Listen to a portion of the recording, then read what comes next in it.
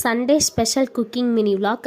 ஏன் ஸ்பெஷல் அப்படின்னா, அப்பா தான் வாத்துக்கறி செஞ்சுருந்தாங்க. யூஸ்வலாகவே குக்கிங் சூப்பராக பண்ணுவாங்க. ஆனால் வாய்ஸ் ஓவர் கொடுத்துட்டுலாம் குக்கிங் பண்ணிட்டு இருந்தாங்களா, லைக் யூடியூபர்ஸ் மாதிரி.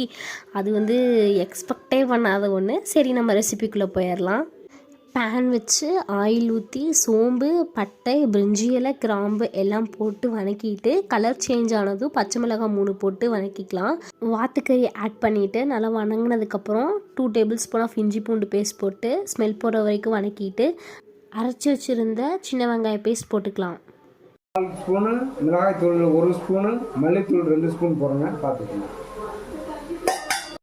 கூடவே சிக்கன் மசாலா 2 ஸ்பூன் ஆட் பண்ணிவிட்டு நல்லா வதங்கினதுக்கப்புறம் 3 தக்காளி பழம் ஆட் பண்ணி நல்லா வதக்கிக்கலாம். கவனிச்சிங்களா, அப்பா வந்து வாய்ஸ் ஓவர் கொடுத்துருந்ததை? இது வந்து எக்ஸ்பெக்ட் பண்ணாத ஒன்று. சரி, நம்ம பேக் டு ரெசிபி வரலாம்.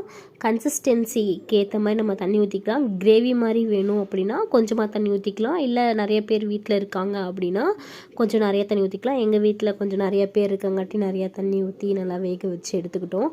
யூஸ்வலாகவே வாத்துக்கறி வேகிறதுக்கு வந்து நிறையா தண்ணி ஊற்றிக்கிங்க, பிகாஸ் அது வேகிறதுக்கு டைம் எடுக்குன்றனால.